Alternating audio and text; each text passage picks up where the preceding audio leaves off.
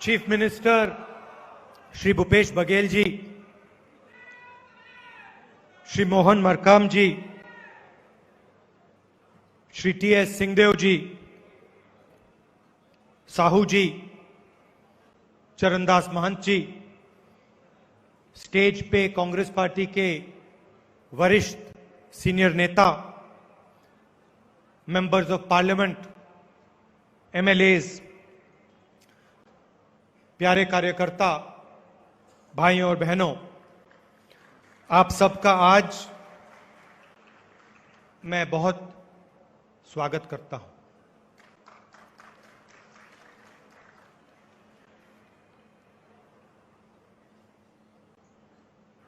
कल मैंने लोकसभा में एक भाषण किया और उसमें कहा कि हिंदुस्तान के सामने दो तीन बहुत बड़ी चुनौतियां हैं। बीजेपी और उनकी विचारधारा हमारे प्यारे देश को खतरे की ओर ले जा रही है और मैंने कल पार्लियामेंट में यह समझाया और आज भी मैं आपको थोड़ा सा बताना चाहता हूं। खतरा किस बात का है?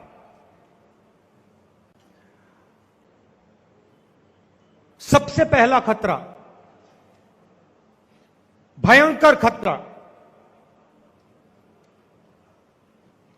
बीजेपी आज एक देश को दो देशों में बांट रहा है। दो नए देश बनाए जा रहे हैं। एक देश चुने हुए अरबपतियों का, उस देश में हवाई जहाज,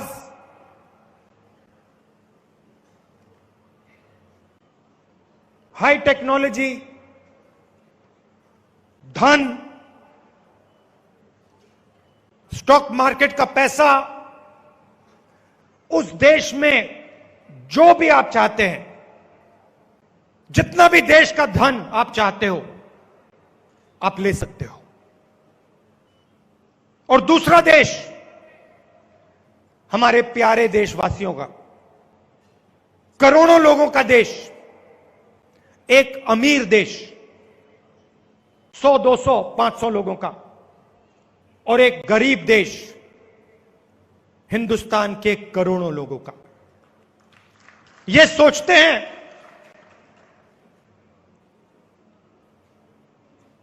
दो देश बनाने से जो गरीबों का देश है वो शांत बैठा रहेगा। वो सोचते हैं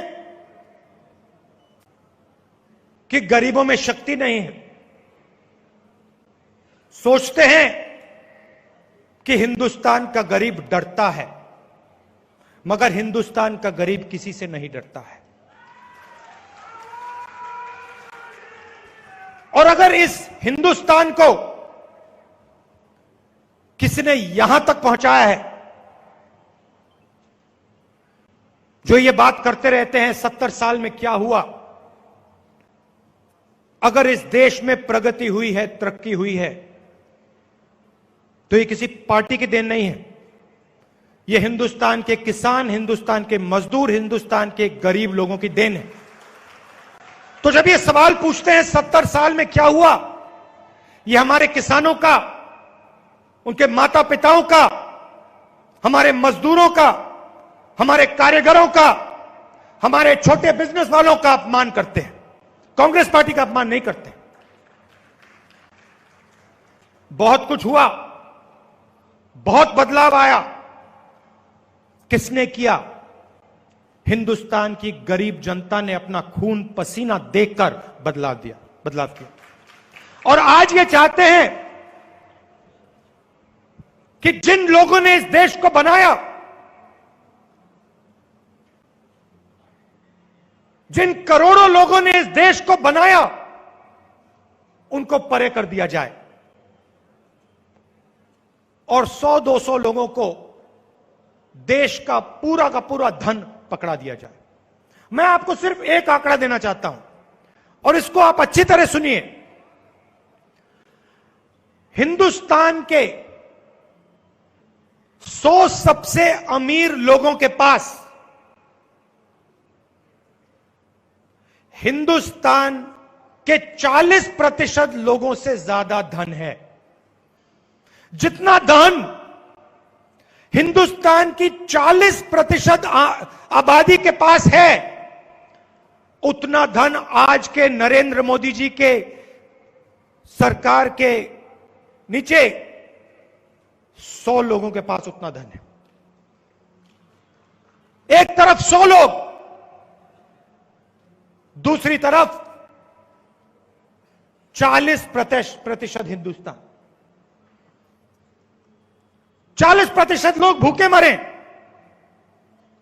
रोजगार ढूंढते भटकते जाएं और नरेंद्र मोदी जी के 5-10 उद्योगपति मित्र देश का पूरा धन अपनी जेब में डालें। ऐसा हिंदुस्तान हमें नहीं चाहिए और ऐसा हिंदुस्तान हम होने ही नहीं देंगे। अगर इस देश में प्रगति होगी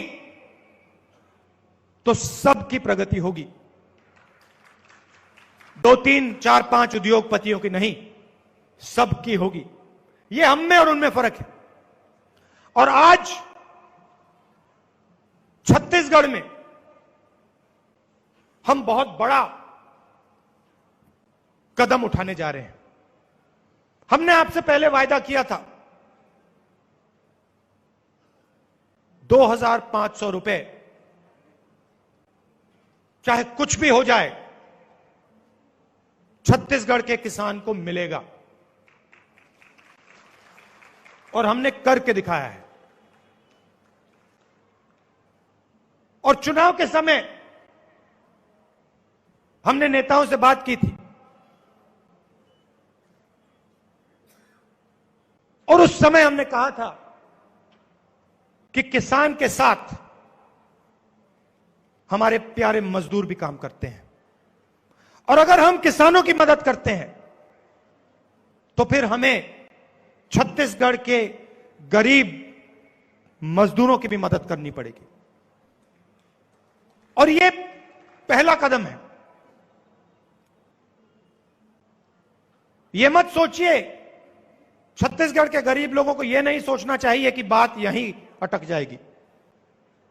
बात यहां नहीं अटकेगी। यह पहला कदम है।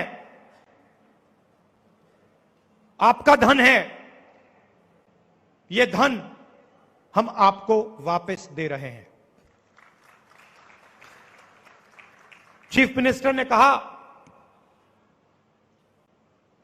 6,000 रुपए साल के 3 किश्तों में। बघेल जी थोड़ा बढ़ा दीजिए, थोड़ा सा बढ़ा दीजिए। हां, मतलब मेरा काम बात को थोड़ा और आगे बढ़ाने का है। देखिए, अच्छा लगता है जब सुनने को मिलता है कि छत्तीसगढ़ में हमने किसान की मदद की और एकदम पूरे प्रदेश को फायदा हुआ। वो पैसा जो 2,500 रुपए वो जाया नहीं हुआ, वो हमने किसान को दिया और किसान ने, जो रोज किसान जादू करता है अपने खून पसीने के साथ, किसान ने जादू किया और छत्तीसगढ़ का जो धान का प्रोडक्शन था एकदम से बढ़ गया। पूरे प्रदेश को फायदा हुआ। हमने 2-3 लोगों को नहीं दिया, हमने 2-3 उद्योगपतियों को लाखों करोड़ रुपए नहीं दिया। हमने छत्तीसगढ़ के हर किसान को उसकी मेहनत का सही दाम दिया, और वही काम हम आज छत्तीसगढ़ के मजदूरों के लिए कर रहे हैं। इस प्रोग्राम से 3,55,000 हमारे मजदूर भाइयों बहनों को सीधा फायदा मिलेगा। उनकी जिंदगी, मैं ये नहीं कह रहा हूं कि बिल्कुल आसान हो जाएगी, मगर जो उनके कंधे पर बोझ है वो थोड़ा सा कम हो जाएगा। मैंने अपने भाषण में दूसरी बात भी कही। पहली बात मैंने कही थी कि देखिए, आप 2 हिंदुस्तान बना रहे हैं, एक 4-5 उद्योगपतियों का और दूसरा करोड़ों हिंदुस्तान का। हम ये नहीं होने देंगे। और मैंने दूसरी बात कही कि ये देश एक गुलदस्ता जैसा है, इसमें अलग अलग विचारधाराएं हैं। छत्तीसगढ़ में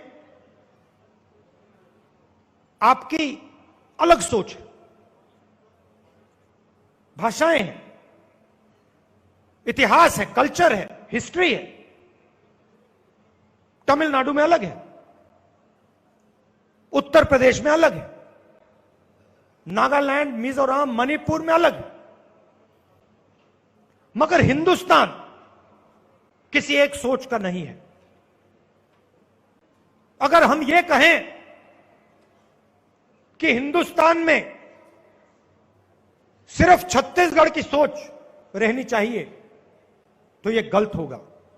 अगर हम ये कहें कि भाई हिंदुस्तान में सिर्फ एक प्रदेश की या एक विचारधारा की सोच होगी तो यह गलत है, और इससे देश का नुकसान होता है। बीजेपी चाहती है, आरएसएस चाहती है कि उनकी विचारधारा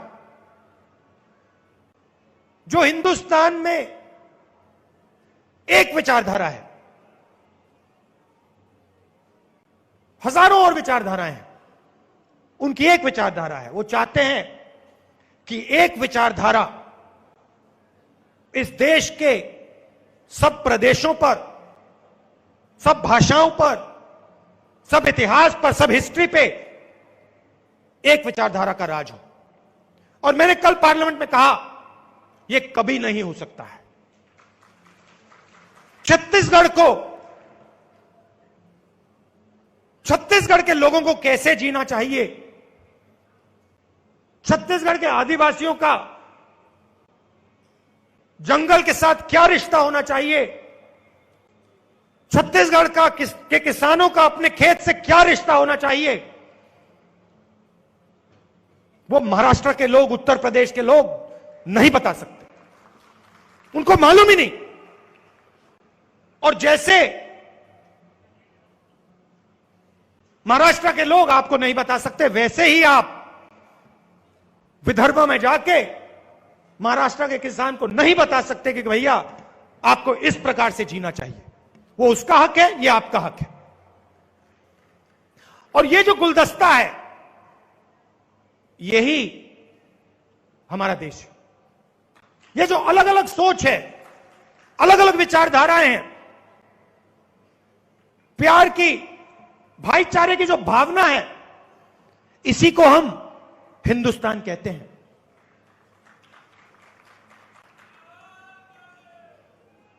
और इसी हिंदुस्तान पर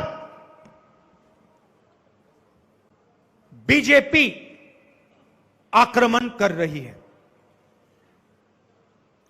और हम ये आक्रमण का विरोध करेंगे। और बीजेपी को जो सच्चा हिंदुस्तान है वो कांग्रेस पार्टी दिखाएगी।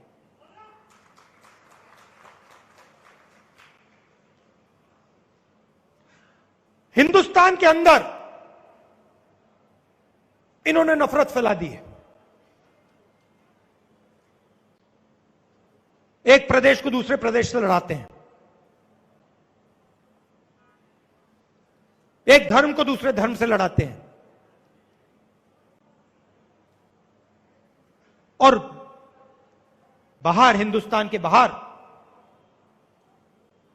जो शक्तियां हैं वो हमारी ओर देखती हैं और कहती हैं कि हिंदुस्तान कमजोर हो रहा है। चाइना की सेना लद्दाख में इसीलिए घुस पाई कि बीजेपी ने, हमारे प्रधानमंत्री ने उनके घुसने के बाद देश को कहा कि कोई अंदर नहीं आया। मेरा कहना है, हमारा काम, देशभक्ति का काम, देश को मजबूत करने का होता है, देश के गरीब लोगों की मदद करने का होता है, देश को एक साथ जोड़ने का होता है, नफरत फैलाने का नहीं, देश को कमजोर करने का नहीं। और इसीलिए यह विचारधारा की लड़ाई है। यह एक पार्टी और दूसरी पार्टी के बीच में लड़ाई नहीं है, यह विचारधारा की लड़ाई है। छत्तीसगढ़ में नेशनल लेवल पे सबसे बड़े उद्योगपतियों की मदद होती है, मगर जो हमारा स्मॉल और मीडियम इंडस्ट्री वाला है, जो छोटा व्यापारी है, उसको नोटबंदी, गलत जीएसटी, कोरोना के समय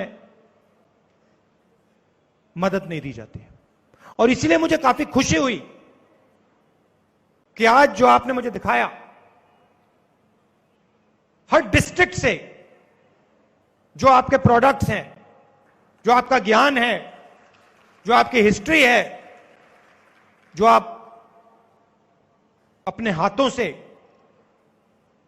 बनाते हो, उसको बनाने में सरकार आपकी पूरी मदद करने की कोशिश कर रही है।